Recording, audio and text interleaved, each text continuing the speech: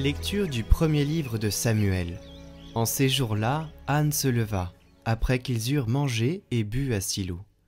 Le prêtre Élie était assis sur son siège à l'entrée du sanctuaire du Seigneur. Anne, pleine d'amertume, se mit à prier le Seigneur et pleura abondamment.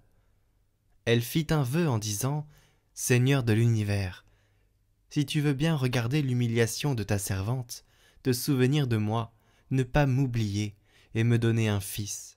Je le donnerai au Seigneur pour toute sa vie, et le rasoir ne passera pas sur sa tête. » Tandis qu'elle prolongeait sa prière devant le Seigneur, Élie observait sa bouche.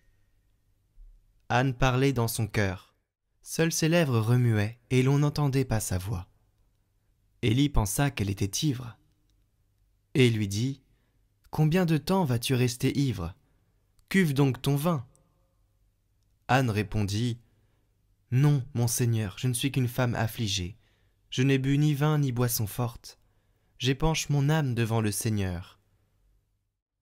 Ne prends pas ta servante pour une vaurienne.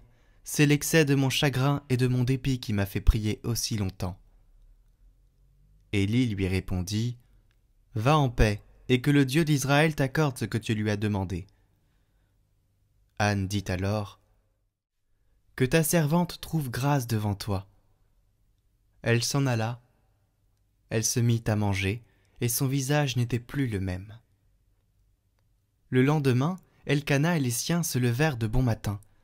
Après s'être prosternés devant le Seigneur, ils s'en retournèrent chez eux à Rama. Elkana s'unit à Anne, sa femme, et le Seigneur se souvint d'elle. Anne conçut, et le temps venu, elle enfanta un fils. Elle lui donna le nom de Samuel, c'est-à-dire Dieu exauce, car, disait-elle, je l'ai demandé au Seigneur.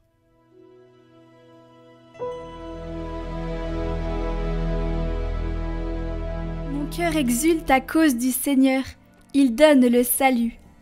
Mon cœur exulte à cause du Seigneur, mon front s'est relevé grâce à mon Dieu. Face à mes ennemis s'ouvre ma bouche. Oui, je me réjouis de ta victoire. L'arc des forts sera brisé, mais le faible se revêt de vigueur. Les plus comblés s'embauchent pour du pain, et les affamés se reposent. Le Seigneur fait mourir et vivre, il fait descendre à l'abîme et en ramène. Le Seigneur rend pauvre et riche, il abaisse et il élève. De la poussière il relève le faible, il retire le pauvre de la cendre pour qu'il siège parmi les princes et reçoive un trône de gloire.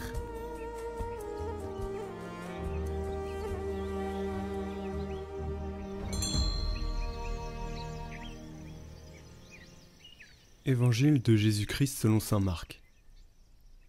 Jésus et ses disciples entrèrent à Capharnaüm.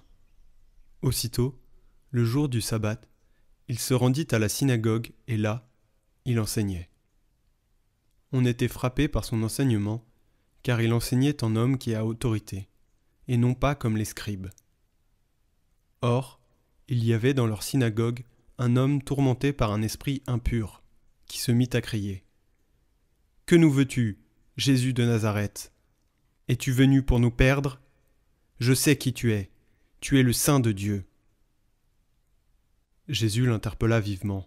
« Tais-toi, sors de cet homme. » L'esprit impur le fit entrer en convulsion, puis, poussant un grand cri, sortit de lui.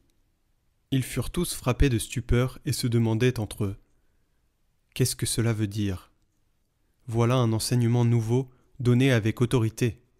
Il commande même aux esprits impurs et ils lui obéissent. » Sa renommée se répandit aussitôt partout, dans toute la région de la Galilée.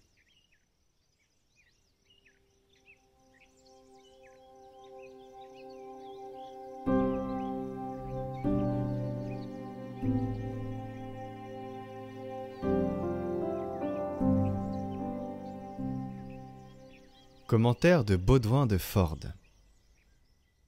La parole de Dieu est vivante et efficace, plus incisive qu'un glaive à deux tranchants.